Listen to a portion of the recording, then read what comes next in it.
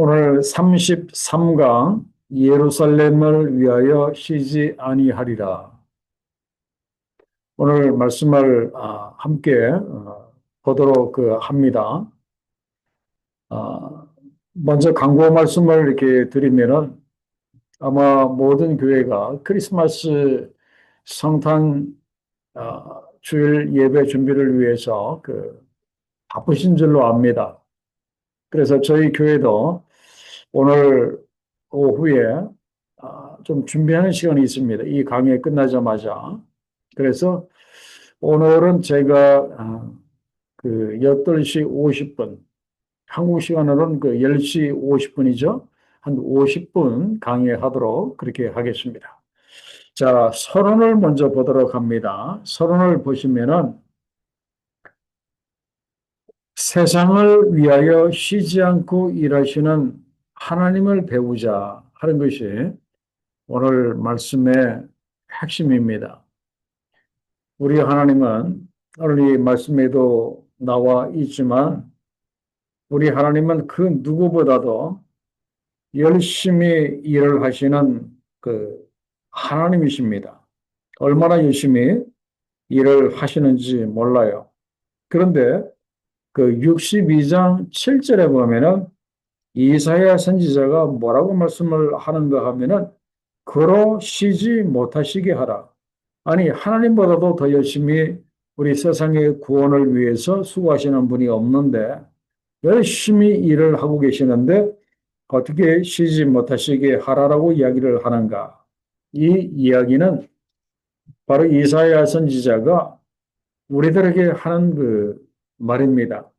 세상의 구원을 위해서 쉬지 않고 일하시는 그 하나님께, 하나님의 그 사역에 열심히 보조를 맞추어서 동참하라고 하시는 그런 의미가 있고, 그리고 하나님께서 세상 만민 구원 역사를 위해서 열심히 일하시는 그 일에 아주 지속적인 그런 기도로 동참하라고 하는 그런 의미가 있습니다. 한마디로 말씀드리면 하나님께 보조를 맞추라고 하는 것이 오늘 말씀의 핵심 주제라고 말씀을 드릴 수가 있습니다. 하나님 열심히 일하십니다. 그러면 우리도 거기에 보조를 맞출 필요가 있다. 그런 말씀이에요. 자, 먼저 61장 1절로부터의 말씀을 보도록 합니다. 거기에 보니까 주 여호와의 영이 내게 내리셨으니 라고 말씀을 하고 있습니다. 자, 여기에서 주 여호와의 영이 바로 누가복음 4장 18절에 나와 있는 것처럼 이 누가복음 4장 18절의 이 말씀을 예수께서 하신 말씀이에요. 주의 성령이 내게 임하셨으니 라고 그렇게 말씀을 하셨어요. 그래서 여호와의 영이 바로 하나님의 성령을 이야기를 합니다. 자, 하나님의 성령이 예수께 내리셨다 그런 말씀이에요. 하나님께서 이 땅에 오셔서 공생애를 시작을 하시고 세상 만민의 구원 역사를 감당하시는 하나님의 아들 예수 그리스도 그분에게 하나님의 성령을 기름 붓듯이 그렇게 하셨다 그런 말씀이에요. 왜 그렇게 하셨습니까? 거기에 나와 있는 것처럼 가난한 자들에게 아름다운 소식, 그 심령이 가난한 자들에게 아름다운 소식인 예수 그리스도의 복음을 전할 수 있도록 하나님의 복음을 전할 수 있도록 그리고 마음이 상한 자들을 고칠 수 있도록 그리고 포로된 자들에게 자유를 주고 그리고 갇힌 자들에게 노임을 주기 위해서 하나님께서 예수 그리스도에게 하나님의 영을 기름 붓듯이 하셨다 그렇게 말씀을 하고 있어요. 자, 예수께서 공생애를 시작을 하시면서 한 번은 나사렛 회당에 들어가신 적이 있습니다. 그 회당에 이렇게 어, 들어가면은요, 거기에 있는 저기에서 일하는 사람들이 회당에 들어오는 남자들에게 이 성경을 갖다 주게 됩니다. 그 두루마리 성경이죠. 그에게 성경을 갖다 주면은 사람들이 일정 부분의 그 말씀을 이제 읽습니다. 그 예수께서도 그 말씀을 읽을 그 차례가 이렇게 되셨어요. 그런데 사람들이 생각을 했는지 안 했는지 모르겠지만 이사야서의 그 말씀을 갖다 드렸습니다. 어떤 말씀을 갖다 드렸는가 하면은 오늘 이사야 61장 1절로부터 3절의 이 말씀을 갖다 이렇게 주셨어요. 그래서 예수께서 이 말씀을 읽으셨습니다. 그 회당에서 주 여호와의 영이 내게 내리셨으니 가난한 자에게 아름다운 소식을 전하게 하려 하심이라 라는 이 말씀을 이제 예수께서 1절로부터 3절까지의 그 말씀을 이제 읽으셨어요. 그래서 예수께서 그때를 기억하시고 그 하신 말씀이 바로 그 누가복음 4장 18절의 그 말씀이에요. 그때 예수께서 회당에서 읽으신 말씀을 그대로 기억하셔서 누가복음 4장 18절에서 말씀하셨습니다. 주의 성령이 내게 임하셨으니 이는 가난한 자에게 복음을 전하게 하시려고 내게 기름을 부으시고 나를 보내사 포로된 자에게 자유를 눈먼 자에게 다시 보게 함을 전파하며 눌린 자를 자유롭게 하고 그렇게 하기 위해서 주의 성령을 내게 부어 주셨다. 성령의 기름 부으심을 이제 하셨다. 이제 그런 말씀이에요. 그래서 우리가 여기서 생각을 해야 될 것이 성령의 기름 부으심이 우리들의 삶에 있어서 굉장히 중요하다. 그런 말씀이에요. 자, 여러분들은 신앙생활을 하시면서 성령이 내게 임하는 것, 내가 성령의 기름 부음을 받는 것에 대해서 여러분들은 어떻게 생각을 하십니까? 성령의 기름 부으심을 받는 이 단계까지, 성령의 충만함의 그 단계까지 여러분들이 꼭 올라오셔야 돼요. 그렇지 않으면요, 참 힘들어요. 성령의 충만함을 받지 못하면은 성령의 기름 부으심이 없으면은 결국 무엇으로 내가 하나님의 일을 해야 하는가 하면은 내 의지와 내 힘과 내 노력으로 해야 되기 때문에 참 어렵습니다. 왜 그런가 하면은 이 영적인 일은 우리 인간의 힘으로 할 수 있는 일이 아니기 때문에 우리 인간의 힘으로 하려고 하다가 보면은 힘이 딸리고 굉장히 힘들고 어렵습니다. 안 됩니다. 그렇기 때문에 이 일은 우리가 무엇을 통해서 우리가 해야 하는가 하면은 성령의 기름 부으심이 우리들에게 임해야 한다. 그런 말씀이에요. 그래서 사도행전의 그 역사도 이렇게 보면은 그 예수께서 그 부활하시고 난 다음에 이제 그 마가의 그 다락방에 이제 사람들이 이제 모여서 그 일심으로 그 기도할 때 그 성령의 기름 부으심이 그들 가운데 그 임하잖아요.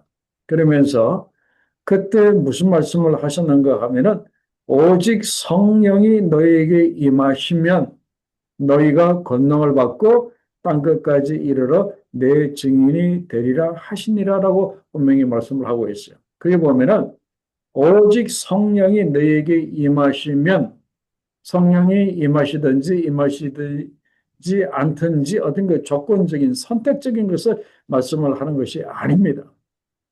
성령이 너에게 임하시면 반드시 임해야 한다 그런 말씀입니다. 성령이 우리 가운데 임하시면 우리가 하나님의 능력을 받습니다. 하나님의 능력을 받음으로 인해서 우리가 땅끝까지 나가서 예수 그리스도의 증인의 삶을 우리가 살아갈 수 있다 그런 말씀이에요. 그렇기 때문에 우리가 반드시 성령의 기름 부으심을 우리가 받아야 됩니다. 그래야 우리가 예수 그리스도의 증인이 될 수가 이렇게 있어요. 그리고 또 성령의 기름 부으심을 우리가 받아야 우리들 가운데 성품의 변화가 있게 됩니다. 우리들의 성품이 바뀌게 된다 그런 말이에요. 그러면서 자연적으로 내 삶의 성령의 9가지 열매들이 맺히게 됨으로 인해서 내 성품의 변화가 일어나고 나의 옛사람이 없어지고 새 사람으로 그렇게 변화되어진다. 그런 말씀이에요. 그리고 또 중요한 것은 성령의 기름 부으심이 나에게 있게 되면은 우리가 성령의 은사를 받게 됩니다. 그 프리 기프트라고 해서 성령의 은사를 받게 되는데 사도 바울은 그 성령에서 성령의 은사, 하나님이 성령을 통해서 주시는 프리 기프트, 이 은사를 한 20가지 정도로 이야기를 합니다.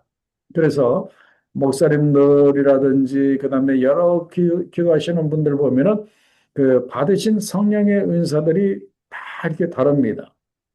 뭐 말씀을 전하시는 뭐 은사라든지 아니면은 뭐 목회 은사라든지 뭐 귀신을 쫓는 은사라든지 뭐 방언을 하는 은사라든지 뭐 여러 가지 그런 그 20가지 정도의 은사가 이렇게 주어져요.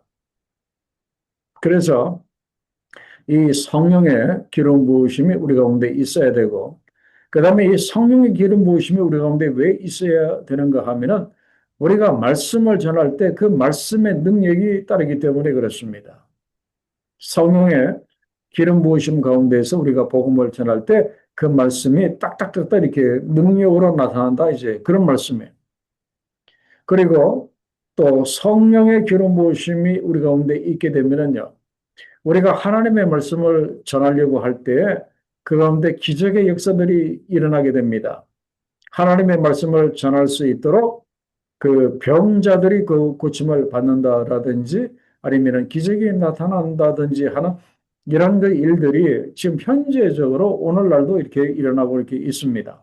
그렇기 때문에 그 하나님의 아들이신 예수 그리스도 그분조차도 성령의 기름 부으심이 필요했다면 우리는 당연히 성령의 기름 부으심이 우리 가운데 필요하다, 그런 말이에요. 그러면은 우리가 성령의 기름 부으심을 우리가 어떻게 하면 우리가 받을 수 있겠는가? 이 성령의 기름 부으심은 우리가 간절히 하나님께 간구해야 됩니다. 열심히 말씀과 기도에 열심히 우리가 전념하면서 그 하나님께 기도하는 거예요. 하나님, 이렇게 사람을 구하고 복음을 전하고 이렇게 주의 일을 하고 싶은데 제 힘으로 안 됩니다. 성령의 기름 부으심이 저에게 있어야 한다라고 간절히 구할 때 하나님께서 우리에게 힘없이 성령의 기름 부으심을 우리 가운데 허락을 하십니다. 자, 그래서 성령의 기름 부으심을 받으신 그 예수 그리스도를 통해서 이루어지는 그 역사가 어떤 역사였습니까? 제가 그 1절의 말씀만 지금 말씀을 드렸는데 그 1절로부터 쭉 보면은요. 가난한 자에게 아름다운 소식을 이렇게 전하고요. 그리고 마음이 상한 자, 요즘 마음이 상한 자들이 얼마나 많습니까? 그리고 포로된 자들이 얼마나 많습니까? 꼭 감옥에 들어가야 포로된 건 아니죠. 뭔가 삶에 그렇게 얽매여 있는 자들이 참 많습니다. 그리고 뭔가 이렇게 갇혀 있는 자들이 많습니다. 그 한계에서, 그 상황에서 좀 자유롭게 벗어나야 되는데 그 스스로 운명이라는 것을 만들어 놓고 거기에 갇혀서 벗어나지 못하는 자들이 얼마나 이렇게 많은지 이렇게 모릅니다. 그 사람들에게. 그리고 또한 모든 그 슬픈 자들을 위로하고, 그렇게 하라고 이제 그 성령의 기름 부음을 이제 허락을 하셨다. 그렇게 말씀을 하고 이렇게 있습니다. 그래서 우리가 여기서 중요한 것이 바로 그 1절 하반절에 보면은요. 여호와께서 그 예수 그리스도에게 성령의 기름을 부으시는 것은 가난한 자에게 아름다운 소식을 전하게 하려 하심이라고 제일 먼저 가난한 자라고 하는 말씀이 제일 먼저 이렇게 나옵니다. 이거는 마태복음 5장 3절에도 보면은 심령이 가난한 자는 복이 있나니 천국이 그들의 것임이요라고 말씀을 하셨어요. 그래서 이 마음이 가난하다고 하는 것은 어떤 그 상황인가 하면은 예수 그리스도가 나에게서 없을 때 그 결핍을 느끼는 사람, 예수께서 나에게 없어요. 그러니까 뭔가 허전해요. 그런 것을 이렇게 느끼는 사람. 그래서 예수 그리스도를 찾아야만 그 만족할 수 있는 사람들이 바로 그 심령이 가난한 그 사람들입니다. 그래서 예수님은 주로 어떤 사람들의 마음에 들어오시는가 하면은 그 마음이 가난한 사람, 예수님 없이는 하루도 살 수 없는 그 사람들의 그 마음 속에 예수께서 들어오셔서 그들을 다 고쳐주시고요. 그들의 병을 고쳐주시고 그들이 포로되고 갇힌 상태에서 자유를 이렇게 얻을 수 있도록 하나님께서 이제 예수께서 그렇게 해 주신다. 이제 그런 말씀이에요. 자, 그리고 또 한 가지 중요한 내용이 무엇인가 하면은요. 자, 그 3절의 하반절의 말씀을 보겠습니다. 그에 보면은 예수께서 성령의 기름 부으심을 받고 이제 그 이스라엘 가운데 역사를 쭉 감당하심으로 인해서 그 3절 하반절에 보면은 그들이 의의 나무 곧 여호와께서 심으신 그 영광을 나타낼 자라고 하는 일컬음을 받게 된다. 그런 말씀이 거기에 보면 이렇게 나옵니다. 이거는 하나님께서 이스라엘을 의의 나무라고 지금 이렇게 말씀을 하십니다. 의의 나무. 지금은 이제 그 이사야 선지자가 BC 700년, 예수께서 오시기 700년 전에 이 말씀을 이제 기록을 했고, 그리고 한 120년 후에 BC 586년에 이들이 이제 그 바벨론으로 포로로 이제 끌려가게 됩니다. 그래서 결국 이들이 이제 의의 남으로 그렇게 일컬음을 받는 것은 쭉 지나고 난 다음에 앞으로의 그런 그 이스라엘의 그런 그 모습, 예수 그리스도가 오셔서 십자가를 통해서 세상을 구원하시고 난 다음 그때 하나님께서 이스라엘을 의의 나라, 곧 의의 나라가 무엇인가 하면은 바로 거기에 나와 있죠. 의의 나무 곧 여호와께서 심으신 영광을 나타낼 자라. 그래서 하나님의 영광을 나타낼 의의 나무로 이제 이스라엘을 쓰시겠다라고 이렇게 말씀을 하십니다. 이건 우리들에게도 이렇게 마찬가지입니다. 하나님은 우리들을 그 의의 나무로 이렇게 쓰시기를 원하십니다. 어떤 모습이죠? 하나님의 영광을 나타낼 의의 나무로 우리를 쓰시기를 이렇게 원하신다. 그런 말씀이에요. 자, 이번의 문제를 봅니다. 이번 문제를 보면은 시온이 어떻게 회복이 되며 여기서 이방인과 이스라엘은 각각 어떤 일을 하게 됩니까? 그렇게 말씀이 나옵니다.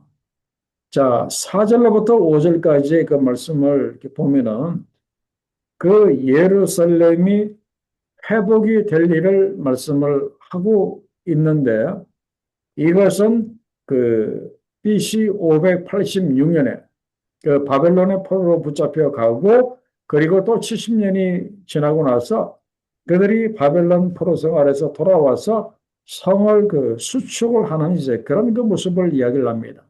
그래서 70년 동안 남유다와 그리고 예루살렘은 완전히 그 버려졌던 이제 그런 땅이었어요.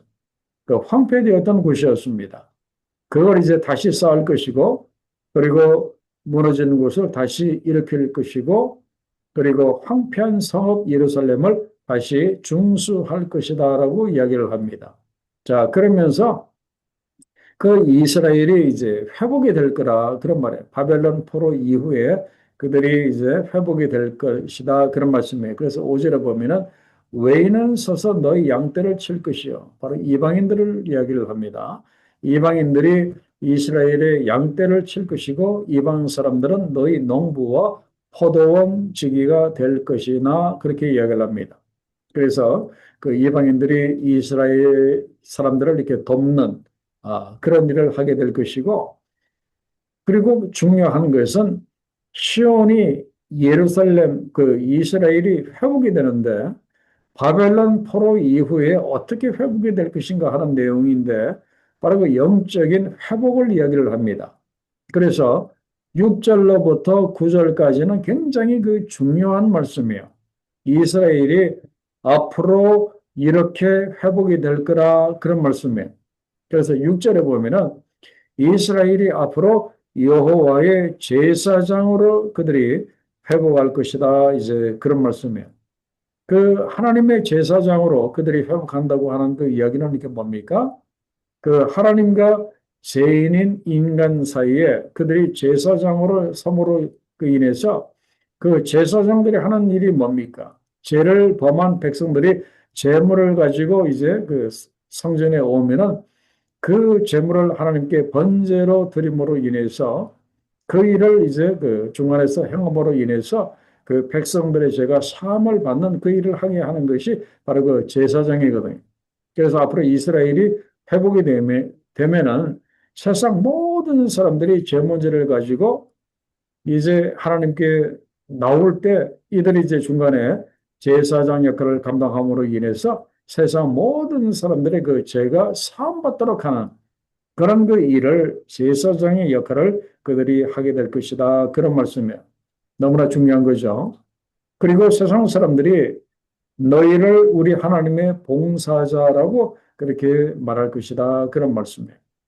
그러니까 영적인 회복을 이제 이스라엘이 할 것이다. 그런 말씀이에요.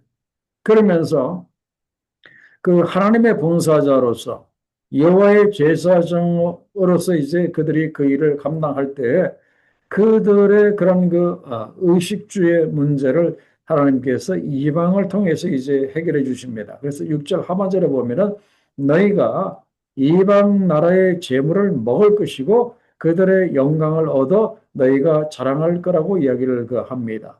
그러면서 실제로 보면은 그 보상을 배나 얻을 것이다. 그렇게 이야기를 합니다.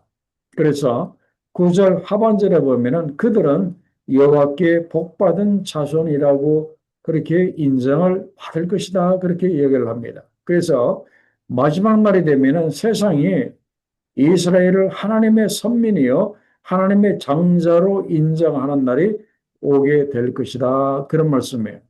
그래서 바벨론 포로 이후에 그리고 예수 그리스도가 그 이스라엘에 오시고 난 다음에 이제 앞으로 이스라엘 가운데 제사장 나라로서의 그런 그 회복의 역사가 하나님의 봉사자로서의 그런 그 회복의 역사가 일어남으로 인해서 세상 모든 사람들이 이스라엘은 여호와께 복받은 자손이라고 그렇게 인정을 해주는 그런 날이 반드시 오게 될 거라고 이야기를 합니다. 제가 이 말씀을 강조하는 그 이유는 우리 하나님의 말씀은 한 말씀도 땅에 떨어진 말씀이 없거든요. 우리 하나님의 말씀은 반드시 이루어지는 그 말씀이에요. 그래서 앞으로 이스라엘이 제사장 나라로 회복이 되는 그런 날이 반드시 오게 됩니다. 그래서 그들이 제사장 나라로 회복을 함으로 인해서 세상 만민의 구원을 위해서 그들이 열심히 기도하고 그리고 이제 섬기는 그런 일이 그들 가운데 일어나게 될 것이다. 그런 말씀이에요. 자, 그 다음에 이제 다음 질문을 봅니다. 이사야서 61장 10절에 보면은 하나님의 백성들이 기뻐하고 즐거워하는 이유가 무엇입니까? 그랬습니다. 거기 보니까 10절에 보면은 내가 그랬습니다. 자, 여기에서 내가는 누구인가 하면은 바로 예수 그리스도를 이야기를 합니다. 메시아를 말씀을 합니다. 내가 여호와로 말미암아 크게 기뻐하며 내 영혼이 나의 하나님으로 말미암아 즐거워하리니 이는 그가 구원의 옷을 내게 입히시며 공의의 겉옷을 내게 더하심이라고 그렇게 말씀을 하고 이렇게 있습니다. 예수께서 기뻐하시는 그 이유가 무엇인가 하면은 하나님께서 예수께 구원의 옷을 입히셨고 그리고 공의의 겉옷을 입히셨기 때문에 예수께서 즐거워하고 그리고 기뻐하신다. 이제 그런 말씀이에요. 자, 그러면은 하나님께서 예수 그리스도에게 구원의 옷을 입히시고 공의의 겉옷을 더하셨다고 하는 것이 구체적으로 이렇게 무엇인가를 우리가 반드시 알아야 되는데 그것은 바로 예수께서 십자가에서 이루신 그 일을 지금 이야기를 하는 거예요. 자, 예수께서 십자가에 달리셔서 우리 모든 죄인들을 대신해서 벌을 받으심으로 인해서 무엇을 이루셨는가 하면은 하나님의 공의를 이루셨습니다. 그죠? 여기까지는 여러분들 잘 아시죠? 이 하나님의 공의라고 하는 것은 불의한 세상에 하나님이 개입하시는 것을 이야기합니다. 그래서 불의한 세상에 하나님이 개입하셔서 그 불의를 없애시고 심판하시는 것. 바로 그것이 공의잖아요. 그 공의가 어떻게 이루어졌는가 하면은 예수께서 우리를 대신해서 십자가 위에서 모든 벌을 하나님의 심판을 받으심으로 인해서 하나님의 공의를 이루셨다. 그런 말씀이에요. 공의를 이루셨다. 그런 말씀이에요. 그리고 그 공의 이전에 그 공의를 이루심으로 인해서 또 무엇을 이제 또 이루셨습니까? 예수 그리스도를 믿고 회개하는 자들에게는 하나님이 구원하시고 그리고 회개하지 않는 자는 그리스도를 믿지 아니하고 자기의 죄를 회개하지 않는 자는 하나님이 공의로 심판을 하십니다. 그래서 예수 그리스도의 그 십자가를 통해서 구원의 일을 이루시고 그리고 하나님의 공의를 예수께서 이루셨다 그런 말씀이에요. 그래서 예수 그리스도의 십자가는 굉장히 중요한 그런 그 의미가 있습니다. 하나님의 사랑과 하나님의 공의를 이제 생각을 할 수도 있고, 그리고 구원과 그리고 하나님의 공의를 같이 생각을 할 수가 있고요. 그리고 또 한 가지, 그 예수 그리스도의 십자가의 그 공의를 통해서 만민이 구원을 이렇게 받았거든요. 그래서 우리가 그 예수님의 그 십자가의 공의는 굉장히 아름다운 겁니다. 굉장히 아름다운 겁니다. 왜 예수님의 그 공의가 아름다운 것인가 하면은 예수님 자신이 우리를 대신해서 심판을 받으심으로 인해서 공의를 세우셨기 때문에 그 예수님의 그 십자가의 공의는 굉장히 아름다운 거예요. 우리를 막 죽이시고 우리를 다 멸하셔서 그분이 칼을 가지고 오셔서 우리를 다 멸하심으로 하나님의 공의를 세우신 것이 아니잖아요. 우리 대신해서 그분이 십자가에 달려 돌아가심으로 인해서 우리를 구원하시고 하나님의 공의를 세우셨다. 그런 말씀. 그래서 예수 그리스도의 공의는 아름답다고 말씀을 드릴 수가 있습니다. 자, 그다음에 3번 문제를 봅니다. 자, 선지자는 무엇을 위해 잠잠하지 않고 쉬지 않습니까? 그렇게 나오는데, 자, 이제 이사야서 62장으로 넘어갑니다. 자, 62장 1절에 보면은 나는 그랬습니다. 자, 여기서 우리가 나는이 또 이게 누군가, 앞에서 내가, 뭐 여러 가지 우리가 분명히 알아야 되는데, 여기서 나는은 누구인가 하면은 이사야 선지자를 포함한 모든 선지자들을 이야기를 합니다. 물론 이제 우리도 여기에 들어갑니다. 자, 나는 일단은 이사야 선지자로 보겠습니다. 이사야 선지자는 시온의 의가 빛같이 예루살렘의 구원이 햇불같이 온 세상에 나타날 수 있도록 하기 위해서 시온을 위하여 잠잠하지 아니하며 예루살렘을 위하여 쉬지 아니할 것이다. 이건 참 귀한 말씀이에요. 이사야 선지자는 그 하나님의 의와 그리고 세상의 구원이 온 세상에 나타날 수 있도록 하기 위해서 입을 딱 닫지 아니하고 잠잠하지 아니하고 그리고 세상을 위하여서 쉬지 아니하고 열심히 어떻게 해요? 열심히 쉬지 않고 일을 할 것이고 열심히 복음을 전할 것이다. 이제 그런 말씀이에요. 그래서 이 선지자가 잠잠하지 아니하고 쉬지 아니하고 열심히 하나님의 이 말씀을 이 십자가의 이 구원의 복음을 전함으로 인해서 이방 사람들이 그 너의 공의를 묻 왕이 다 너의 영광을 볼 것이요 너는 여호와의 입으로 정하실 새 이름으로 일컬음이 될 것이며라고 이렇게 나옵니다. 자, 그래서 여기서 선지자가 해야 할 일, 그리고 우리들이 해야 할 일을 우리가 여기서 분명히 알아야 됩니다. 그것이 바로 1절의 그 말씀이죠. 시온의 의가 바로 그 하나님의 그 공의가 십자가를 통해서 이루신 하나님의 그 공의가 빛과 같이 그리고 또 그 십자가의 그 그 공의를 통해서 이루어진 그런 그 구원이 그 햇불같이 나타나도록 온 세상에 나타나도록 선지자가 열심히 그렇게 일을 해야 한다. 그런 말씀이에요. 그 메시아가 오시도록 열심히 일을 해야 한다. 이제 그런 말씀이에요. 그래서 구약에 보면은 그 모든 선지자들은 다 이러한 그 복음을 이렇게 전하셨어요. 그 하나님께서 이 세상을 구원한 그 메시아를 보내실 것이라고 하는 그런 그 구원의 복음을 선지자들이 얼마나 많이 그 외쳤는지 몰라요. 그런데 그 구약의 역사를 보면은 사람들은 그 선지자들이 외치는 그 말씀을 따르려면은 회개를 해야 되잖아요. 근데 그 회개가 싫어서 얼마나 많은 그 선지자들을 돌로 쳐 죽였는지 이렇게 몰라요. 얼마나 많은 선지자들을 이렇게 죽였는지 이렇게 모릅니다. 그래서 결국 어떻게 되는가 하면은 유다는 그 남유다는 선지자가 없어지고 그들이 바벨론으로 그들이 포로로 그렇게 붙잡혀 갔어요. 그리고 난 다음에 포로 이후에 그 바벨론 포로 70년이 끝나고 난 다음에 이제 에스겔 선지자라든지 선지자들이 그 나타나서 그 하나님의 말씀을 이렇게 전했는데 여기서 우리가 그 영접을 해야 할 그 중요한 사명이 하나가 있습니다. 그것이 무엇인가 하면은 1절에서 이야기한 것처럼 우리는 절대로 잠잠해서는 안 되고 우리는 절대로 쉬어서는 안 된다. 이제 그런 말씀이에요.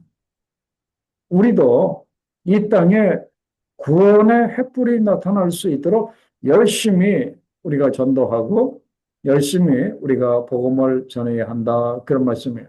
그래서 사도 바울이 뭐라고 했습니까? 우리가 왜 나가서 그 복음을 전해야 한다라고 사도 바울이 이야기를 했어요?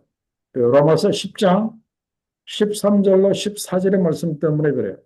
그 바울이 로마서 10장 13절과 14절에서 누구든지 주의 이름을 부르는 자는 구원을 받으리라 일단 이렇게 전제를 하고 그런즉 그들이 믿지 아니하는 일을 어찌 부르리요 듣지도 못한 일을 어찌 믿으리요 전파하는 자가 없이 어찌 들으리요 이야기를 했어요. 이걸 이제 역으로 하면은 우리가 열심히 나가서 그저 그리스도의 그 복음을 열심히 전해야 사람들이 그것을 듣고 믿고 그래서 그들이 구원을 받을 것이 아니냐 이제 그런 말씀이에요. 그래서 우리는 절대로 나 구원받은 것 거기에 만족하고 우리가 입 딱 다물고 우리가 잠잠해서는 안 됩니다. 열심히 우리가 밖에 나가서 이 구원의 복음을 우리가 외쳐야 한다 그런 말씀이에요. 자, 그 다음 질문을 봅니다. 자, 시온은 하나님께 어떤 존재가 됩니까? 그랬습니다. 자, 참 아름다운 말씀이 거기 보면 나오는데 이거는 이제 그 회복한 이스라엘의 그 모습이에요. 하나님께서 이스라엘을 이렇게 회복해 주시겠다는 거예요. 자, 3절에 보면은 여호와의 손에 아름다운 간, 네 하나님의 손에 왕관이 될 것이라고 이야기를 하고 4절에 보면은 다시는 너를 버림받은 자라고 부르지 아니할 것이다. 다시는 너의 땅을 황무지라 부르지 아니할 것이다. 다시는 다른 나라에 그렇게 포로로 붙잡혀가는 이제 그런 일들이 있지 아니하게 하겠다 이야기를 하고 그리고 거기 보면 너를 뭐라고 부를 것이라고 했습니까? 헵시바라고 부를 거라고 말씀을 합니다. 이 헵시바라고 하는 뜻은 나의 기쁨이 그에게 있다 그런 말이에요. 나의 기쁨이 하나님의 기쁨이 그에게 있다 그런 말이에요. 그러니까 이걸 역으로 생각하면은 하나님의 기쁨을 받는 자, 하나님이 기뻐하시는 자 그런 뜻입니다. 헵시바 참 좋은 그 이름이에요. 그리고 너의 땅을 뭐라고 이렇게 부를 거다? 그게 보면은 뷸라라 부를 것이라고 해서 뷸라 이 뷸라라고 하는 것은 결혼한 여자라고 하는 이제 그런 말씀이에요. 그래서 이 헵시바와 이 뿔라를 같이 연계해서 이야기를 하면은 나 하나님의 기쁨이 이스라엘 너희들에게 있을 것이고, 너희는 그 결혼한 여자라 이제 그런 말씀이에요. 결국 이건 하나님께서 이스라엘을 어떤 대상으로 삼으시겠다는 뜻인가 하면은 하나님께서 이스라엘을 하나님의 신부로 삼으시고 하나님이 이스라엘을 기뻐하시겠다 그런 말씀이에요. 그 신랑이 신부를 기뻐하는 것처럼 하나님께서 이스라엘을 기뻐하겠다 이제 그런 말씀이에요. 그래서 신약의 성경에도 보면은 이러한 개념이 그냥 그대로 이렇게 내려옵니다. 그래서 신약 성경에 보면은 그리스도와 교회의 관계를 이야기를 할 때도 신랑과 신부의 관계로 그렇게 이야기를 합니다. 그래서 우리의 신랑 되신 예수 그리스도 그리고 우리 모두는 그분의 그 신부입니다. 그렇기 때문에 하나님께서 이스라엘을 기뻐하시고 또 그리스도께서 우리를 굉장히 그 기뻐하는 이제 그런 그 존재이다 이제 그런 말씀이에요. 그래서 예수께서 이 시대 교회를 얼마나 지금 이렇게 사랑하고 계시는지 몰라요. 그리고 우리가 그리스도 안에서 이런 그 기쁨을 누리면서 그 살아가도록 우리를 돕고 계신다 이제 그런 말씀입니다. 자, 그다음에 4번 문제를 봅니다. 시온의 파수꾼이 감당해야 할 사명이 무엇입니까? 그랬습니다. 자, 이제 이스라엘을 회복을 하시고 이제 그들이 그 사명의 회복을 지금 여기서 또 말씀을 하십니다. 자, 그게 보면은 6절에 보면은 파수꾼을 세우고라고 그렇게 말씀을 나옵니다. 파수꾼을 세우고라고 나옵니다. 자, 이 파수꾼을 세운다라고 하는 것은 그 바벨론 이건 이제 그 무엇인가 하면은 그 이게 뭐라고 할까? 그 내가 너의 성벽 위에 파수꾼을 세우고 그들로 하여금 주야로 계속 잠잠하지 않게 하였나니라 그렇게 말씀을 하십니다. 너희 여호와로 기억하시게 하는 자들아 너희는 쉬지 말며 또 여호와께서 예루살렘을 세상에서 찬송을 받게 하시기까지 그로 쉬지 못하게 하라라고 그렇게 말씀을 하고 이렇게 있는데 이것은 그 바벨론 포로 이후의 그 상황을 이야기를 합니다.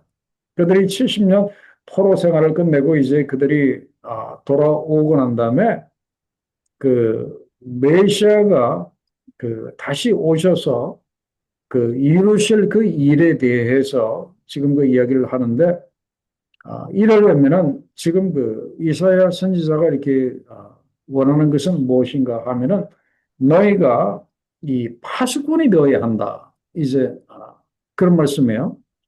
그래서 예루살렘이여 내가 너의 성벽 위에 파수꾼을 세우고 그들로 하여금 주야로 계속 잠잠하지 않게 하였느니라 그렇게 말씀을 합니다. 그래서 그 예수께서 오실 그런 그 메시아적인 대망의 그 사상을 가지고 예수께서 메시아가 오실 것이라고 하는 그런 그 소망을 가지고 그들이 그 파수꾼의 그 역할을 열심히 하라는 이제 그런 말씀이에요. 주야로 계속해서 잠잠하지 아니하고 이제 곧 있으면은 메시아가 오실 것이다. 곧 있으면은 구원의 주 예수 그리스도가 하나님이 약속하신 메시아가 오실 것이다. 하는 그 이야기를 계속해서 그 펼치도록 이제 그렇게 하였다 하는 이제 그런 말씀이에요. 그다음에 또 한 가지 재미난 표현이 무엇인가 하면은 7절 하반절에 보면은 여호와께서 예루살렘을 세워 세상에서 찬송을 받게 하시기까지 그로 쉬지 못하시게 하라. 제가 앞에서도 말씀을 드렸죠. 여기 보니까 하나님으로 하여금 쉬지 못하시게 하라라고 이야기를 합니다. 이 말씀은 무엇인가 하면은 우리 하나님은 한 번도 쉬신 적 없습니다. 세상 만민의 구원을 위해서 그분이 얼마나 열심히 지금 일하고 계시는지 몰라요. 누구보다도 열심히 일하고 계십니다. 근데 그분으로 하여금 쉬지 못하시게 하라고 하는 것은 그렇게 좀 쉬려고 하시는 그분을 자꾸 깨우라는 뜻이 아니라 지금 열심히 일하시는 그분의 그 사역에 우리가 기도로 열심히 동참하라 이제 그런 말씀이에요. 그죠? 열심히 기도하라 그런 말씀이에요. 그 여호와께서 예루살렘을 세워 서성해서 예루살렘이 찬송을 받게 하시기까지 여호와께서 쉬지 못하도록 우리가 기도로 동참하라 이제 그런 말씀이에요. 그래서 우리 하나님은 쉬지 않고 열심히 일하시는 그 하나님이십니다. 그 하나님이 우리들에게 원하시는 것은 우리가 쉬지 않고 기도함으로 그 하나님의 역사에 우리가 동참하기를 원하신다. 그런 말씀이에요. 그렇기 때문에 우리는 기도로 하나님의 역사에 우리는 동참을 해야 합니다. 자, 그랬을 때 하나님께서 시온에 대해서 어떤 축복을 약속을 하시는가 하면은 자, 예루살렘을 이렇게 축복하셨다는 거예요. 8절을 한번 볼까요? 내가 다시는 너의 곡식을 너의 원수들에게 양식으로 주지 아니하겠고. 옛날에 블레셋 같은 경우는 뭐 추수 때만 되면은 이스라엘을 들어와서 곡식을 빼앗아 갔잖아. 이제는 이런 일이 일어나지 아니하고 그리고 너가 수고하여 얻은 포도주를 이방인들이 빼앗아 가지 못하도록 이제 그렇게 할 것이고 구절에 보면은 너희가 추수한 것을 너희가 먹고 하나님을 너희가 찬송하게 될 것이다라고 그렇게 말씀을 하고 이렇게 계십니다. 자, 그래서 이제 이런 그 영적인 그런 이스라엘의 그 회복의 역사, 또 이스라엘의 그런 그 회복의 역사들이 앞으로 일어나게 될 것이다. 이제 그런 말씀이에요. 자, 그러기 위해서 5절에 보면은 무엇을 준비하라고 이야기를 하고 있는가 하면은 자, 5번 문제를 한번 보세요. 10절에 보면은 백성들이 올 길을 닦으라 큰 길을 수축하고 수축하라 돌을 제하라 만민을 위하여 깃발을 들라라고 이야기를 합니다. 자, 이것이 무엇인가 하면은 바로 세상 사람들이 쉽게 그 구원의 그런 그 은혜를 그들이 얻을 수 있도록 세상 사람들이 쉽게 그 마음의 문을 열 수 있도록 그 길을 준비하라 이제 그런 말씀이에요. 말씀과 그리고 기도와 그리고 사랑의 섬김으로 그런 그 영적인 분위기를 조성을 하고 많은 사람들이 구원에 이르도록 우리가 그 일을 감당하라라고 준비하라라고 하나님께서 이렇게 말씀을 하십니다. 자, 그다음에 마지막 질문을 보도록 하겠습니다. 이 중요한 그 질문인데 시온은 장차 사람들로부터 무엇이라 일컫게 됩니까? 그랬습니다. 이건 한마디로 말씀드리면 이스라엘의 회복을 지금 이야기를 하는 거예요.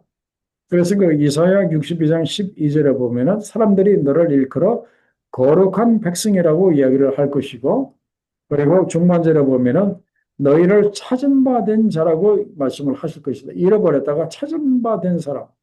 그리고 버림받지 아니한 성읍이라고 이제 그렇게 부를 것이다. 그리고 출애굽기 말씀에 보면은 제사장 나라요 거룩한 백성이라고 이제 일컫게 될 것이다. 그렇게 이야기를 하고 그리고 사도 바울이 그 로마서 11장 25절로 29절에 보면은요. 이 신비는 이방인의 충만한 수가 들어오기까지 이스라엘에 더러는 우전하게 되는 것이라라고 이야기를 하는데 그리하여 온 이스라엘이 구원을 받으리라. 이걸 이제 전체적으로 이야기를 하면은요. 자, 그 하나님의 그 은혜가 그 이스라엘 사람들이 거절함으로 인해서 그 하나님의 그 은혜가 어디로 넘어갔습니까? 이방인들에게 넘어갔거든요. 그래서 이방인들이 하나님의 나라에 다 들어올 때까지 그 이스라엘의 그 완악함이 여기서 이스라엘의 그 완악함은 예수 그리스도를 영접하는 하지 않는 것을 이야기를 하는데 그들의 그 예수 그리스도를 영접하지 않는 완악함이 이방인들이 다 구원받을 때까지 계속 되다가 그리고 마지막에 가서는 그들이 회개하고 26절에 보면은 구원을 받게 될 것이다. 그런 말씀이에요. 그래서 지금 현재적으로 보면은 이스라엘이 지금 현재 여기 지금 이 상태에 지금 와 있어요. 어떤 그 유대인이 민족적인 그런 그 구원은 아직까지 이루어지지 않았습니다. 소수의 사람들이 예수 믿고 그 구원을 받았는데 아직도 어, 이스라엘이 구원을 받으리라고 이야기를 했는데 그런 날이 앞으로 올 것이다. 이제 그런 말씀이에요. 그렇기 때문에 우리가 이스라엘을 위해서 우리가 기도할 때 그 이스라엘이 26절에 나와 있는 것처럼 그리하여 온 이스라엘이 구원을 받으리라. 뭐 모든 국민 이스라엘이 뭐 970만 명이 지금 있다고 하는데 그 사람들이 다 구원받는다는 이야기는 아니고 상당히 많은 수의 유대인들이 또 회개하고 예수 믿고 구원을 얻는 일이 일어나게 된다. 이제 그런 말씀이에요. 그래서 오늘 이 말씀은 전체적으로 보면 어떤 면에서 보면은 지금 현재적인 것보다도 앞으로 되어질 예수님의 그 재림이 가까웠었을 때 되어질 그 일에 대한 아주 소망의 그 말씀을 우리가 이렇게 봤어요. 그렇기 때문에 이 말씀을 놓고 보면은 우리가 이 복음 사역을 어떤 방향으로 어떤 모습으로 해야 하는지 그 길이 이렇게 보이는 거예요. 그래서 우리가 세상 사람들의 구원을 위해서 우리가 열심히 복음도 전하지만 그러나 그 이스라엘의 그 회복에 맞춰서 우리도 이 복음의 역사를 함께 감당해 나가야 한다 하는 것을 우리가 이제 종합적으로 그렇게 보게 됩니다. 그래서 지금 하나님은 이스라엘뿐만 아니라 이방인들뿐만 아니라 이스라엘이 구원받도록 열심히 지금 일하고 계시거든요. 그래서 우리가 지금 그 일에 열심히 동참을 해야 한다. 그런 말씀이에요. 그래서 우리가 기도로 동참해야 한다. 그런 말이에요. 하나님으로 쉬지 못하게 하라라고 하는 것은 우리가 열심히 기도로 그 하나님의 일에 동참을 해야 한다. 그런 말씀이고, 그리고 지금은 우리가 자다가 깰 때입니다. 우리가 언제까지 영적으로 우리가 잠들어 있겠어요? 우리가 언제까지 내 개인의 일에 그렇게 몰두해서 그렇게 살 수 있겠습니까? 지금 우리가 자다가도 영적으로 깰 때가 지금이다. 그런 말이에요. 그래서 열심히 세상의 구원뿐만 아니라 이스라엘의 그 구원을 위해서 열심히 일하시는 그 하나님의 일에 우리가 동참을 하자 하는 것이 오늘 이 말씀의 결론입니다. 자, 기도하겠습니다. 아버지 하나님 은혜와 사랑을 감사를 드립니다. 오늘 귀한 말씀으로 우리를 찾아오시고 마지막 날에 하나님께서 이스라엘과 온 세상을 통해서 무슨 일을 이루실지 보여주셔서 너무나 감사합니다. 이 말씀을 우리가 심령의 새김으로 인해서 이 시대의 교회들과 우리들의 그 사역의 방향이 이제 정해질 수 있도록 하나님 도와주시고 세상 사람들의 구원뿐만 아니라 이스라엘이라고 하는 그 민족의 그런 그 구원에 발맞춰서 우리 하나님의 그 일에 우리가 동참해 나갈 수 있도록 주여 도와주시고 우리가 늘 깨어 기도함으로 하나님의 일에 쓰임받는 우리가 될 수 있도록 하나님 도와주시고 우리가 지금은 영적으로 잠들 때가 아님을 또 말씀을 통해서 우리를 깨우쳐 주셔서 너무나 감사합니다. 하나님 이 시대에 그 수많은 하나님의 교회들이 깨어나게 하시고 하나님의 성도들이 이제 깨어나서 열심히 그 주를 찾고 열심히 주의 일에 동참하는 모든 교회와 성도들이 될 수 있도록 우리들이 될 수 있도록 하나님 축복하여 주시옵소서. 감사하오며 예수님의 귀하신 이름으로 기도하옵나이다. 아멘.